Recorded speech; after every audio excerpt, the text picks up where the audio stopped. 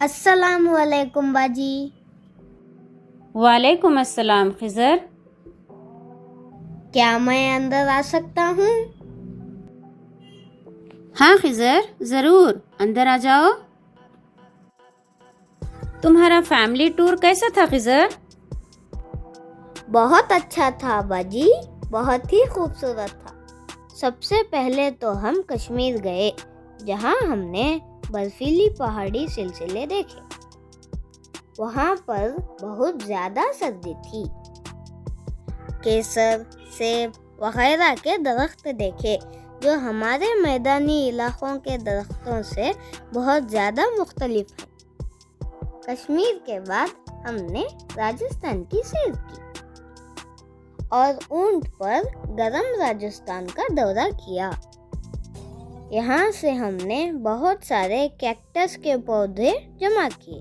آخر میں ہم گوا گئے، جہاں پر سمندر کے ساحل کی سیر کی۔ یہاں پر ہم نے مختلف قسم کی سمندری مچھلیاں دیکھی۔ بڑا مزہ آیا باجی۔ باجی، اس سفر سے میں نے ایک بات جانی کہ یہ مقامات ایک دوسرے سے بہت الگ ہیں۔ وہاں کی آب و ہوا، پیڑ پودے، جانور سبھی مختلف ہیں۔ بالکل خضر۔ باجی، ان جانوروں میں، ماحول میں اتنا تنوع ہونے کے باوجود بھی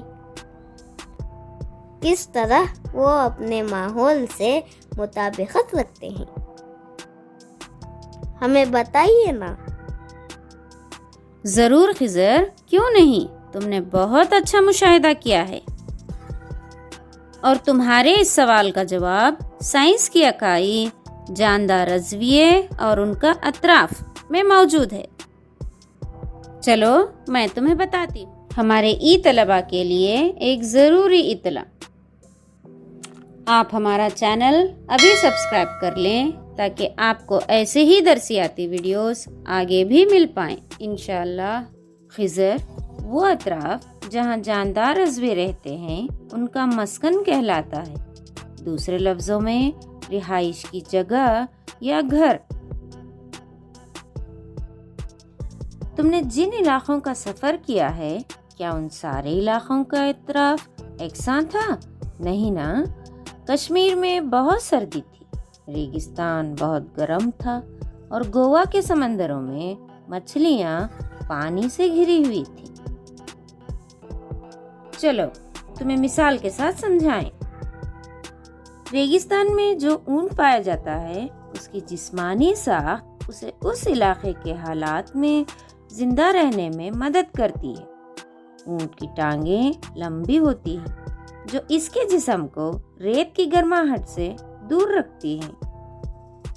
یہ بہت کم پیشاب خارج کرتا ہے، اس کا گوبر خشک ہوتا ہے اور اسے پسینہ بھی نہیں آتا۔ چونکہ اونٹ اپنے جسم سے بہت کم پانی ضائع کرتا ہے، اس لیے بہت دنوں تک بغیر پانی کے زندہ رہ سکتا ہے۔ آؤ اب مچھلیوں کی جسمانی ساخت جانیں۔ مچھلی کا جسم سیل خطی نما ہوتا ہے۔ یہ بناوٹ اس کو پانی کے اندر حرکت کرنے میں مدد کرتی ہے۔ مچھلیوں کے جسم پر چکنے چھلکے پائے جاتے ہیں، جو مچھلی کی حفاظت کرتے ہیں اور مچھلی کو بآسانی حرکت کرنے میں مدد کرتے ہیں۔ مچھلیوں میں فنس اور دم ہوتی ہے، جو سمت تبدیل کرنے میں ان کی مدد کرتی ہے اور پانی میں جسم کا توازن بنائے رکھتی ہے۔ مچھلیوں میں پائے جانے والے گل پھڑے پانی میں گھلی ہوئی آکسیجن کا استعمال کرنے میں اس کی مدد کرتے ہیں۔ اس طرح مچھلی کی جسمانی بناوٹ اسے پانی کے اندر رہنے اور اونٹ کی جسمانی بناوٹیں اسے ریگستان میں زندہ رہنے میں مدد کرتی ہیں۔ اسی مانند زمین پر رہنے والے جانوروں اور پودوں میں کچھ ایسی خصوصیات پائی جاتی ہیں جو انہیں اس ماحول میں زندہ رہنے میں مدد کرتی ہیں۔ جہاں یہ عام طور سے پائے جاتے ہیں۔ تو اس طرح پودے یا جانوروں میں کسی مخصوص صفت یا عادت کی موجودگی جس کی وجہ سے وہ اپنے اطراف میں آسانی سے زندہ رہ پاتے ہیں توافق کہلاتا ہے۔ مختلف جانور اپنے اطراف کے ساتھ مختلف طریقوں سے توافق اختیار کرتے ہیں۔ اچھا، اب میں سمجھا، جاندار توافق کی وجہ سے مختلف ماحول میں بھی زندہ رہ سکتے ہیں۔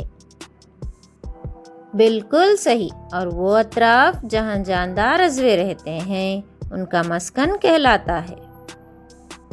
باجی، ہمارے زمین پر کتنے قسم کے مسکن ہیں؟ وہ کون سے ہیں؟ بتائیے نا۔ سوال تو بہت اچھا ہے خضر، لیکن آج نہیں، آج بس اتنا ہی۔ انشاءاللہ اگلی کلاس میں اس کے بارے میں بتلاؤں گی۔ اور ہمارے طلباء، آپ اگلے ویڈیوز کے لیے جلدی سے ہمارا چینل سبسکرائب کر لیں اور اس ویڈیو کو لائک ضرور کریں۔ اللہ حافظ۔